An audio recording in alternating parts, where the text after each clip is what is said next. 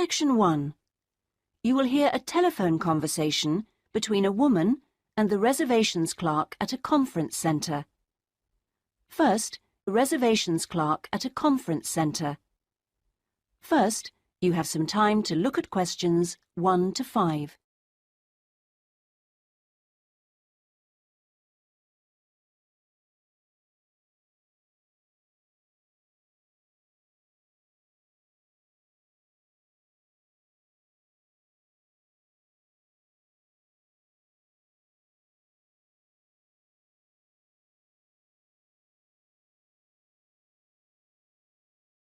You will see that there is an example that has been done for you.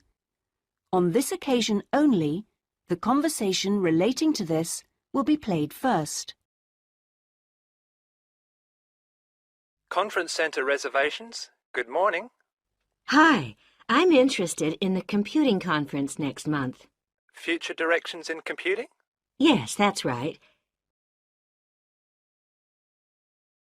So, future directions has been written in the space. Now we shall begin. You should answer the questions as you listen, because you will not hear the recording a second time. Listen carefully and answer questions 1 to 5. Conference Centre reservations. Good morning. Hi, I'm interested in the computing conference next month. Future directions in computing? Yes, that's right. Could I ask you a few questions about it? Of course. Okay. I know the conference is for 3 days, but actually I want to attend on the Friday and Saturday only. Will that work out to be any cheaper? Let me have a look. Well, you could register for the 2 days separately, but that wouldn't actually save you very much, as it still costs £35 for each day. In fact, if you could register for the 3 days, you also get an invitation to a free dinner on the Saturday night, so that's probably the better option. Right, I'll do that. How much will the fees be in that case? It's £75. All right. I'd like to register for the full 3 days. Now, can I pay that by credit card?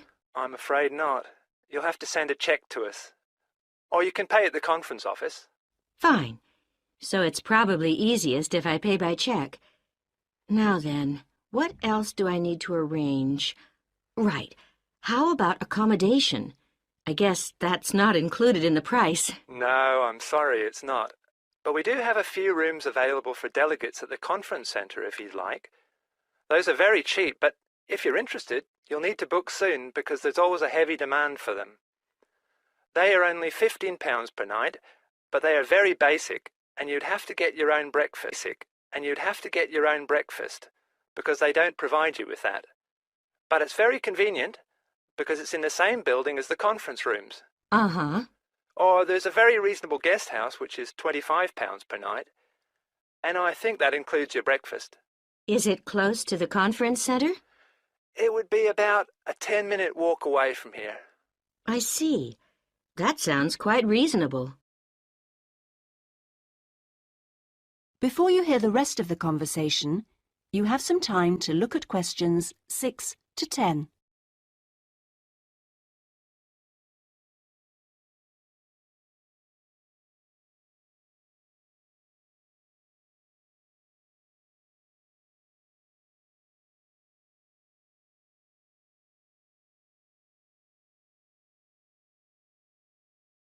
Now listen and answer questions 6 to 10.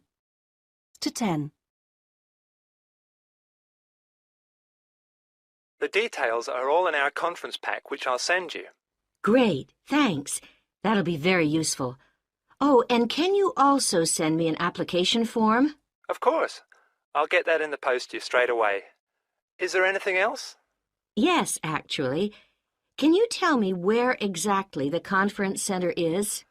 Well, it's on South Park Road, and it's right at the end of the road next to the library. It's a 10-minute taxi ride from the station and will cost you £5. Otherwise, you can take the bus, which runs every half an hour from the station. That's the 21A, and it brings you straight to the conference centre. Right, got that. That is the end of section 1. You now have half a minute to check your answers.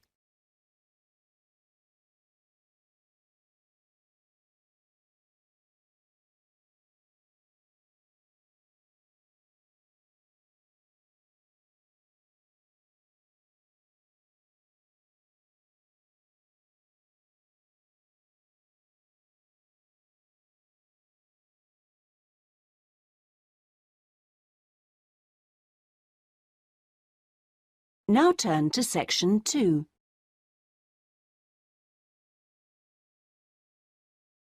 Section 2.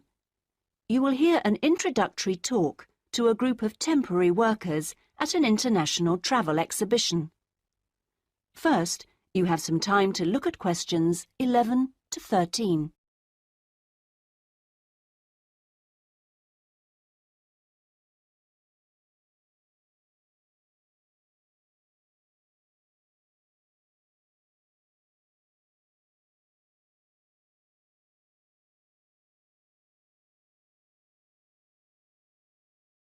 Now listen carefully and answer questions 11 to 13.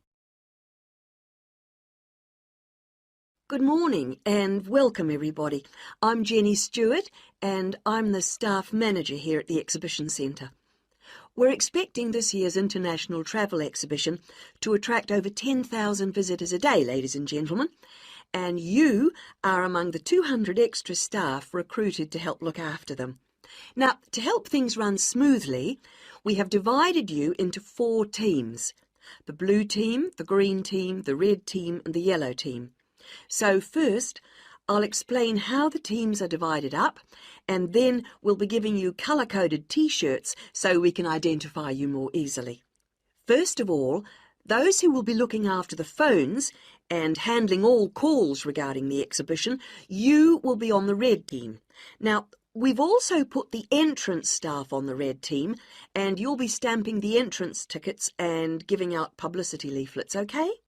Those of you involved in distributing entrance tickets will be on the yellow team, and we've also put those of you who'll be staffing the information booths around the conference centre on the yellow team, so you'll be getting a yellow T-shirt. Now, most of the hospitality staff have been put in the blue team, so the chefs among you and the kitchen hands will all need a blue T-shirt, but because of the sheer numbers, all waiting staff will be on the yellow team, and this includes the bar staff among you. Those who will be monitoring and directing the traffic in the car parks are on the green team, so you'll need to get a green T-shirt. This year, we've also employed a considerable number of attendants to direct the human traffic around the conference centre. Now, you'll be working and generally helping people whenever you can, and you will be in the red team, so please collect a red T-shirt.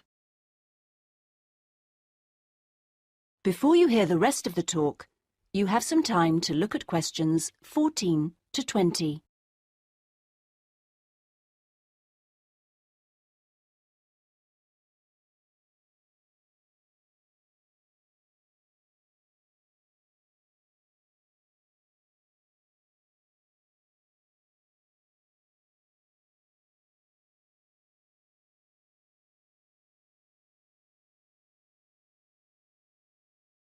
Now listen and answer questions 14 to 20. Right, now that everyone knows what team they're in, we'll get on with the orientation and training program, and first I'll run through the rest of today's program, which you should have in front of you so that you can get a general idea of what else is in store today. This introduction finishes at 9:30. And then you'll be hearing from Anne Smith. Anne works in the accounts department on level 2, and she looks after all temporary staff, and so she is the person to see if you have any problems regarding pay. Anne will be explaining when and how you get this. She will also be handing out your tax forms, and I will just stress that all tax forms must be completed and returned to Anne before your pay can be processed. Following Anne's talk, you'll hear from Peter Chen our conference manager, and he will be going over a plan of the conference centre with you, which will help you to orient yourselves. He will also go through the security arrangements with you and show you the fire exits. Then at 10:30, there will be a coffee break in the staff canteen, which is located down on the ground floor. Now, after the break, we'll be moving to a different location for a video presentation, so instead of coming back here, we'd like you all to go to Lecture Room 311. You'll find it on this same level, just down the hall, and there you will be shown a video about important safety issues in the workplace called Safety at Work. We'll finish off the morning with lunch, which should give everyone a chance to meet and get to know each other, and we'll be serving you a buffet lunch in the main hall, which is on the first floor from 12 o'clock. After lunch, you'll be divided up into your teams to meet your team leaders, and we're hoping to be all finished by 3, so I won't delay you any longer, and I'll hand over. That is the end of section 2. You now have half a minute to check your answers.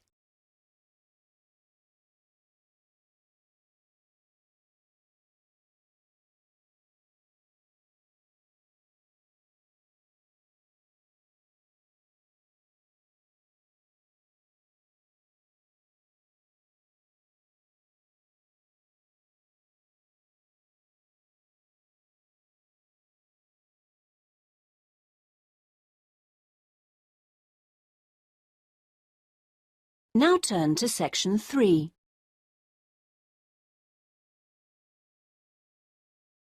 Section 3.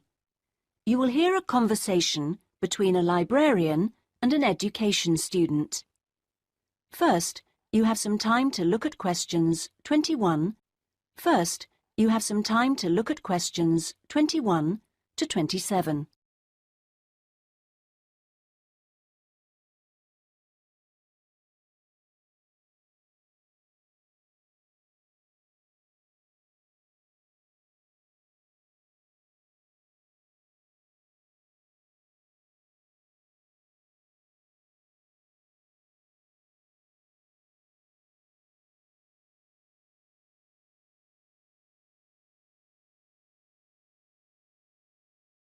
Now listen carefully and answer questions 21 to 27. Good afternoon. Can I help you? Good afternoon. Yes, I've just transferred to the School of Education, and I'd like information about joining the library. Well, the School of Education has libraries on 2 sites, as I'm sure you know. This one here is the Ford and the other is on Castle Road. And is there any difference between the 2 libraries? Not in terms of their facilities. Access to online databases and the internet is available at both sites, and each site has a range of reference materials on education. Oh, yes, I see.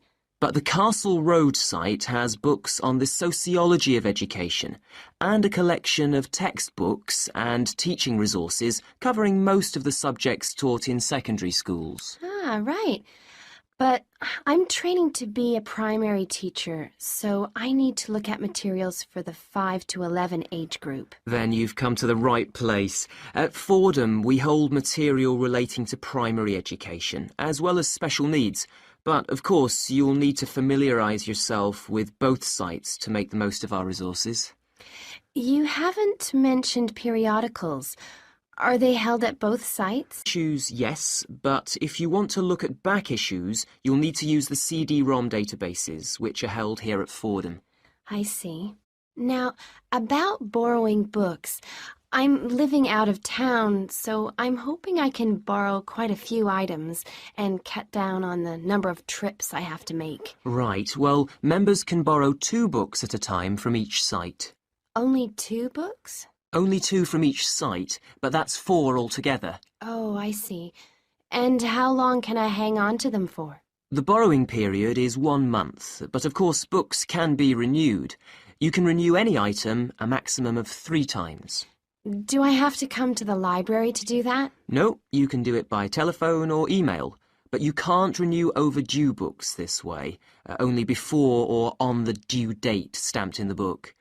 We'll need your full name, your borrower number, and the name of the site library you borrowed the items from. So, theoretically, I can borrow books for up to 3 months. Is that what you're saying? Yes, provided they're not recalled. So, what happens then? Well, sometimes an item is requested by another borrower, in which case we'd send you a letter and you'd have to return the book within 7 working days. Don't forget we're closed on Sundays. Okay. Before you hear the rest of the conversation, you have some time to look at questions 28 to 30.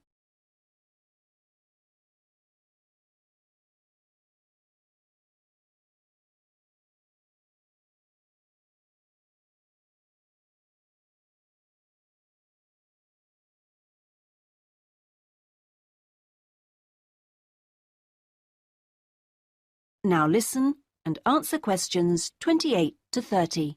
I expect it'll take me a while to find what I need. There's such a lot here. Yes, there is. But if you need help getting started, this term we're running 3 study skills workshops. Oh? What are they on? Let me see. The first one's on resources. Yes, here it is. How to use the library's resources. That includes everything, not just the print and technical resources. That sounds useful. Is there anything on using the internet? Let's see. The one on the internet for beginners was last term. This term it's finding research materials online. That sounds interesting too. What's the last one? It's a workshop on dissertations. What do you mean? How to write one? No, it's more to do with academic writing conventions. You know, writing a bibliography and how to refer to sources in your text, that sort of thing. Anyway, here's a leaflet with information about all 3. Oh, thanks a lot. That'll be very useful. You're welcome. That is the end of section 3. You now have half a minute to check your answers.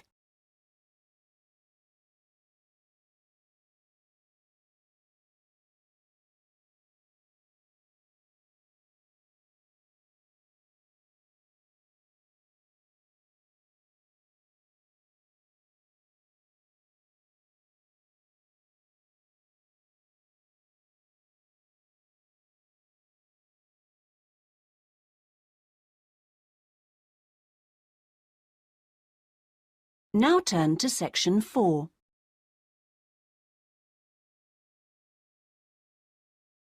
Section 4. You will hear part of a lecture given by a conservationist on the subject of lions. First, you have some time to look at questions 31 to 40.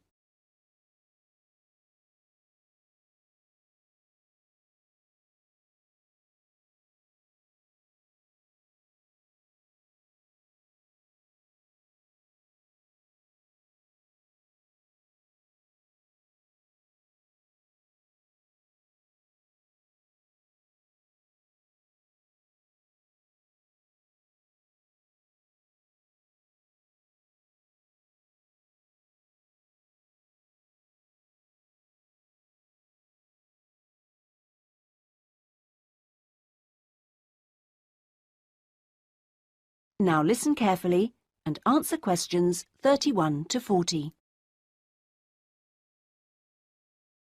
Well, most people think that lions only come from Africa. And you would be forgiven for thinking this because, in fact, most lions do come from Africa. But this hasn't always been the case. If we go back 10,000 years, we would find that there were lions roaming vast sections of the globe.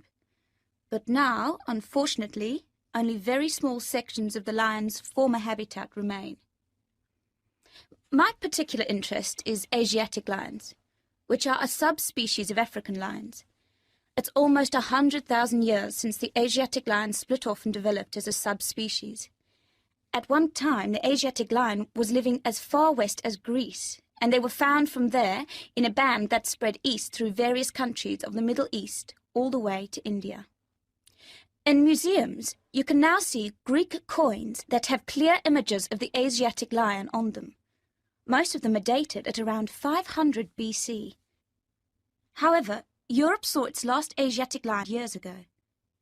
Over the next 1900 years, the numbers of Asiatic lions in the other areas declined steadily. But it was only in the 19th century that they disappeared from everywhere but India.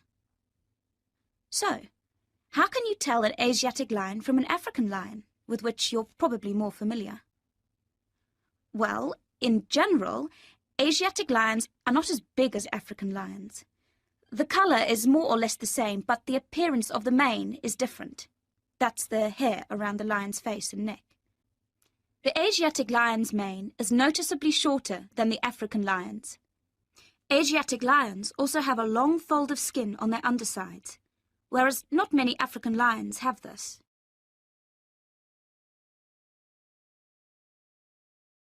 Well, I'd like to talk to you now about the Gir Sanctuary in India.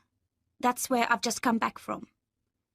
The sanctuary was established specifically to protect the Asiatic lion.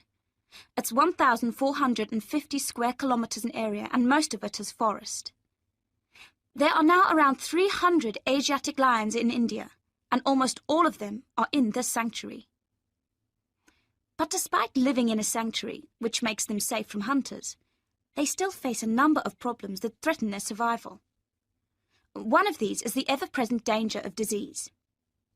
This is what killed more than a third of Africa's Serengeti lions in 1994, and people are fearful that something similar could happen in the Gir Sanctuary and kill off many of the Asiatic lions there. India's lions are particularly vulnerable because they have a limited gene pool.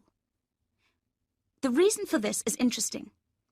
It's because all of them are descended from a few dozen lions that were saved by a prince who took a particular interest in them. He was very wealthy. Otherwise, they'd probably have died out completely. When you see the Asiatic lion in India, what you sense is enormous vitality.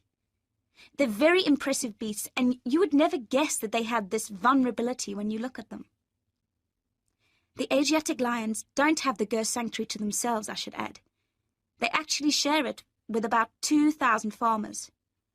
A significant proportion of the lion's diet is made up of the livestock of these farmers, goats, chickens, and so on, as much as a third, in fact. And they've even been known to attack humans, especially in times of drought. One final piece of interesting information. In ancient India, one of the greatest tests of leadership for a man was to fight a lion. Now, it seems, in modern India, it will be a great test to see if the lion can be saved. I'm sure this is something that all of you will share concern for too. That is the end of section 4. You now have half a minute to check your answers.